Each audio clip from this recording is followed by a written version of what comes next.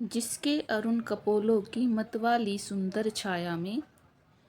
यहाँ कवि अपनी जो प्रिया है, अपनी जो प्रेमिका है, उसके सौंदर्य के वर्णन को करते हुए कह रहे हैं कि उसके जो अरुण कपोल, मतलब कि लाल लाल कपोल कहते हैं गाल के लिए, और अरुण मतलब लाल।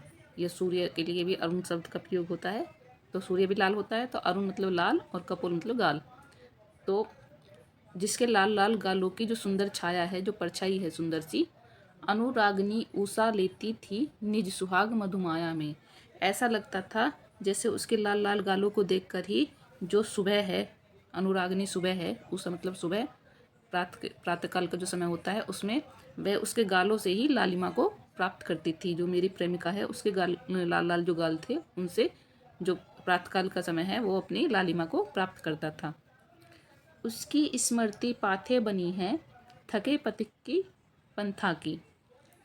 जो उसकी यादें हैं, आज मैं उसी की यादों के सहारे ही अपने जीवन की थकान को दूर करता हूँ।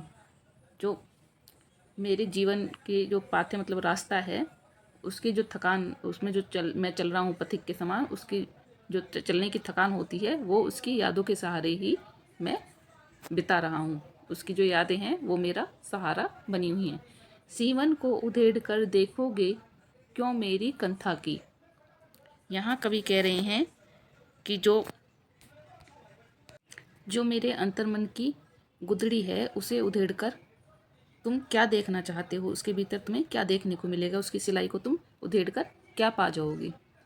कंथा मतलब गुदड़ी या अंतर्मन। जो मेरा अंतर्मन है, कवि कहने का भाव यह है कि जो मेरे अंतर्मन की जो परतें हैं, उन्हें तुम बार बार खोल खोल कर क्या देखना चाहते हो, क्या जानना चाहते हो।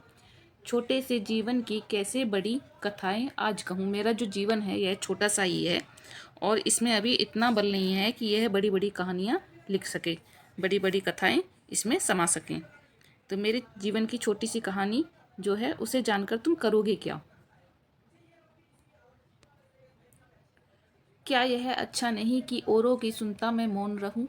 यहाँ कवि कहते हैं कि इससे तो अच्छा यह होगा कि मैं बिल्कुल चुपचाप होकर शांति से मौन रहकर ही अपनी कथा है उसे ना कह करके जो अन्य लोगों की कहानियाँ हैं, आत्मकथाएं हैं, उन्हें चुपचाप बैठकर सुनता रहूं।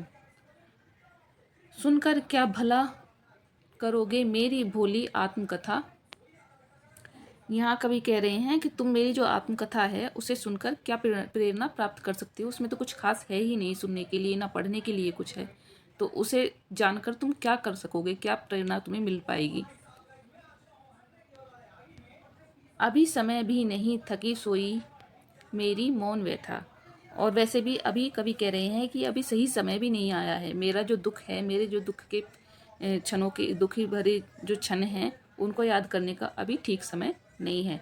अभी तो मेरा दुख अभी अभी शांत हुआ है, वह अभी अभी थक कर सो गया है। तो मैं इन जो मेरा अतीत है, दुख भरा अतीत है, उसे मैं भूलना चाहता हूँ। उसे भुलाने के लिए ही मैं इस अपनी आत्मकथा को लिखने के पक्ष में नहीं हूँ। मैं उसे फिर से कुरेद कर जीवित करना नहीं चाहता। तो ये है जयशंकर प्रसाद की आत्मकथ्य नामक कविता, जिसमें इन्होंने अपनी आत्मकथा को ही एक तरह से प्रस्तुत किया है।